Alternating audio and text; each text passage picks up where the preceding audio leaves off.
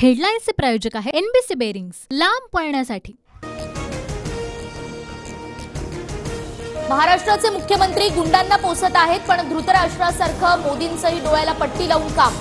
संजय राऊतांचा हल्लाबोल, तर गुंड निलेश घायवळचा शिंदेंसोबतचा फोटोही राऊतांकडून ट्विट। कुणी भेटायला येतं त्याला मर्यादा घालता येत नाही, फोटो काढण्यासाठी आलेल्यांना नाही म्हणता येत नाही। राऊतांच्या टीकेनंतर मंत्री दीपक केसरकरांचं प्रत्युत्तर। राज्यात सरकार निर्मित गुंडाराज, सरकारच्या बगलबच्च्यांची अधिकाऱ्यांकडून खंडणी वसुली, नाना पटोलेंचा आरोप। सुप्रीम कोर्टानं झापून सुद्धा नार्वेकरांचा आता हुकुमशाहीसारखा निकाल, कोर्टानं आता फक्त झापण्यापलीकडेही पावलं टाकावीत, संजय राऊतांचा निशाणा।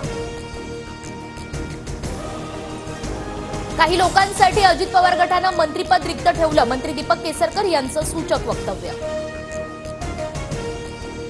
अजित पवारांच्या उपस्थितीत नेते, मंत्री आणि आमदारांची संध्याकाळी बैठक, भुजबळांच्या राजीनाम्यावर चर्चा होणार, राज्यसभेच्या उमेदवारी संदर्भातही चर्चेची शक्यता। राज्यातील महापालिका आणि नगरपालिकेचे कंत्राटी कामगार राज ठाकरेंना भेटणार, किमान वेतनवाढीच्या मागणी संदर्भात भेट घेणार। अपात्रतेसंदर्भातील नार्वेकरांच्या निकालाविरोधात ठाकरे गटाकडून सुप्रीम कोर्टात याचिका मेन्शन, याचिकेवरील 12 फेब्रुवारीला सुनावणीची शक्यता।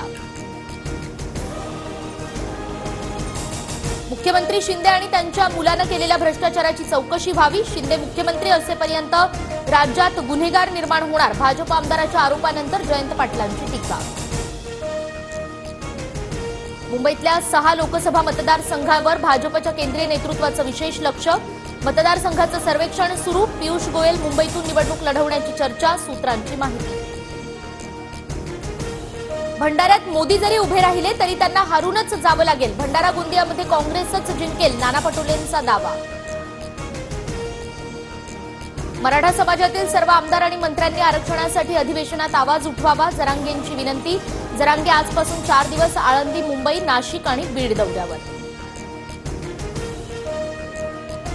लोकसभेनंतर इंडिया आघाडीचं सरकार आल्यास देशव्यापी जातनिहाय जनगणना करणार, आरक्षणावरील 50% मर्यादाही काढणार, रांचीतील भारत जोडो यात्रेदरम्यान राहुल गांधींचं आश्वासन।